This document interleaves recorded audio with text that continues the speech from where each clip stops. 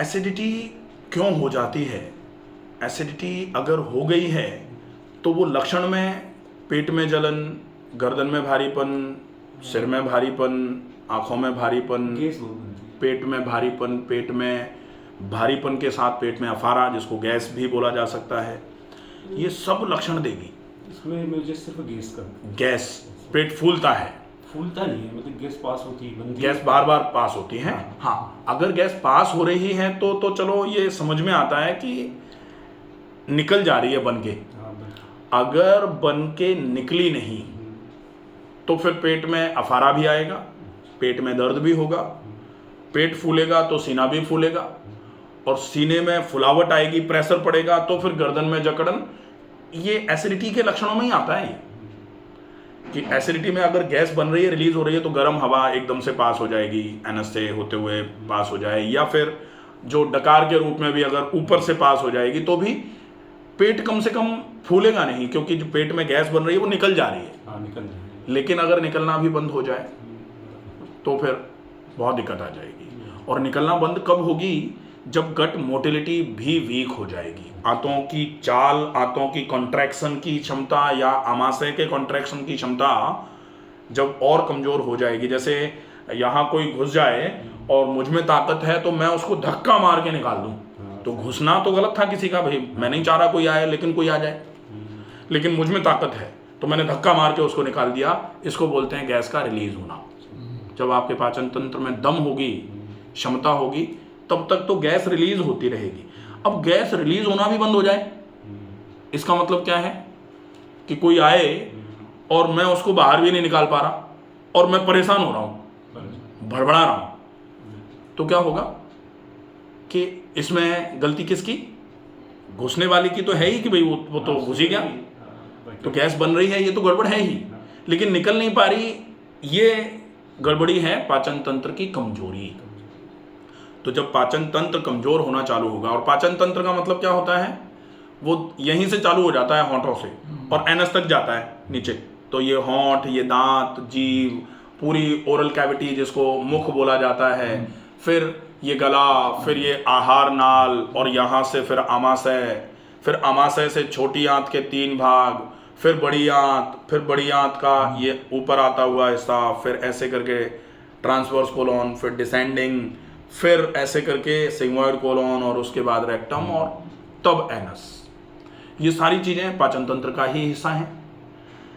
इनमें से जहाँ की कमजोरी आएगी, अगर गैस बनी तो वहाँ फुलावट आएगी, फूलेगा वो, लेकिन गैस रिलीज नहीं हो पाएगी, तो वहाँ दर्द भी हो सकता है। तो अगर पेट में गैस बनी, पेट में ही बन गई, और नीचे की तरफ न जाते हुए वो पेट में से ऊपर की तरफ आना चाहती है लेकिन डकार नहीं आ पा रही, तो फिर दर्द होगा यहाँ।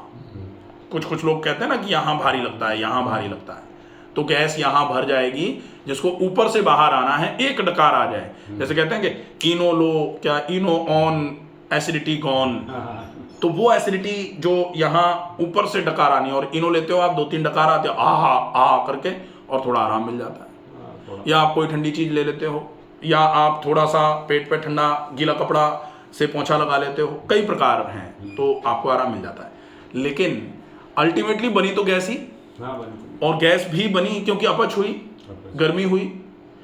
अपच की गैस और एसिडिटी की गैस, गर्मी की गैस, तो गर्मी की गैस में ये ध्यान रखना पड़ेगा कि आप गर्म चीज़ें उपयोग में नहीं ले सकते, गर्म चीज़ें वर्जित रहेंगी। जैसे अगर एसिडिटी की वजह से गैस बन रही है, आंखों में भी हल्की बर्निंग है, शरीर में भी गर्मी है, और ये आप कैसे जान सकते हो? बहुत सारे लोग ये भी कह सकते हैं कि अच्छा आप ये तो कह रहे हो कि एसिडिटी की गैस और अपच की गैस होती है, लेकिन पता कैसे लगेगा? तो एसिडिटी की गैस का मतलब है पित्त की गैस, पित्त बढ़ेगा तब जो गैस बनेगी, तो पित्त बढ़ेगा, उसके कई और भी लक्षण होंगे। तो पित्त वृद्धि के लक्षण क्या क्या होते हैं? पित्त वृद्धौ पीता वो भासता, पित्त बढ़ेगा, शरीर में थोड़ा पीलापन आना चालू हो जाएगा, आंखें पीली, नाखून पीले। हाँ, फिर पित्त वृद्धौ संताप, पित्त जब बढ़ेगा तो संताप बढ़ जाएगा, गुस्सा आना चालू हो जाएगा, इरिटेशन रहेगा, चिड़चिड़ापन बढ़ जाएगा, और बात बात पे जैसे कहते हैं ना नाक पे गुस्सा रहना, तो पित्त बढ़ेगा तो ये चीजें भी साथ में रहेंगी। पित्त वृद्धौ अल्प निद्रता, पित्त बढ़ेगा तो नींद कम हो जाएगी। पित्त वृद्धौ बल हानिर, बल की हानि होगी, कार्य क्षमताएं धीरे धीरे करके कम होना चालू हो जाएंगी, मन नहीं लगेगा काम करने में, मन नहीं करेगा काम करने का। तो अगर ये लक्षण साथ में आ रहे हैं, प्लस गैस बन रही है, प्लस पेट में हल्का बहुत भारीपन है, तो फिर इसको मान लिया जाए कि ये पित्त की गैस है। और इस गैस को अगर आपको खत्म करना है, इस एसिडिटी को, इस गर्मी को खत्म करना है, तो कुछ 7 चीजों का उपयोग अपन कर सकते हैं। वो 7 चीजें जो सिंपली आप जैसे घर में ही उपयोग में ले सकते हैं, घर की ही चीजें हैं। सबसे पहले आप सौंफ का पानी ले सकते हो। सौंफ को अच्छे तरीके से रात को भिगो करके सवेरे सवेरे उसको बट करके या फिर मिक्सी में ग्राइंड करके उसको ले लिया। दूसरे नंबर पर आप छाछ का उपयोग कर सकते हो। छाछ बहुत अच्छी पित्त सामक मानी जाती है, लेकिन खट्टी नहीं होनी चाहिए, ये ध्यान रखना पड़ेगा। खट्टी छाछ लेने से और खट्टी डकार आना चालू हो जाएगी, प्रॉब्लम हो जाएगी फिर।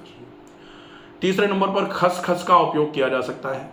तो खसखस, आप पहले के लोग गर्मियों में खसखस को थोड़ा मटके में डाल लेते थे और उसका पानी पीते रहते थे, अच्छा रहता है, तर करता है। गोंद कतीरे का उपयोग कर सकते हैं। खसखस को लेना कैसे, मतलब खसखस पानी में डाल दो आप, थोड़ा सा अच्छा पानी में डाल दो और पानी, उस पानी का ही उपयोग करते रहो, अच्छा तो वो हो जाएगा।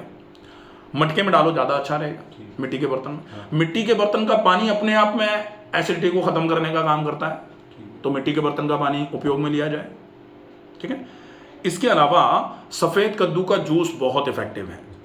सफ़ेद कद्दू का जूस ले सकते हैं। नारियल का पानी बहुत अच्छा है, नारियल के पानी का उपयोग कर सकते हैं, अच्छा रहेगा, ठीक है। इसके अलावा आप ये तो हो जाएंगे कि ये चीज़ें आप ले लो। कुछ चीज़ें ऐसी हैं जिनको छोड़ दो, क्योंकि ये तो ले रहे हैं लेकिन वो भी ले रहे हैं जो नहीं लेनी चाहिए थी, तो गड़बड़ बनी रहेगी, फिर भी आराम नहीं मिलेगा। छोड़ना क्या क्या है? सबसे पहले नंबर पर मसाले छोड़ दो।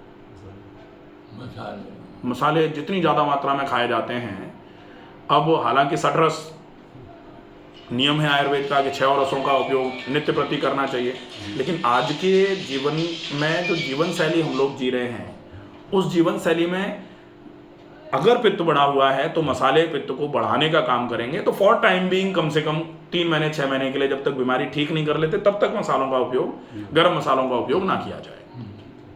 फिर कोशिश करो गर्म पानी वर्जित कर दो, गर्म पानी बिल्कुल मत लो। गर्म पानी पी रहे हैं या गर्म चीज़ें या कार्बोनेटेड ड्रिंक्स, इनको भी अवॉइड कर दो। कार्बोनेटेड ड्रिंक्स जो होती हैं ना, जो आजकल समर्स में जो कैन बॉटल्स ये जो मिलता है, ये कोशिश करो इनको बंद कर दिया जाए।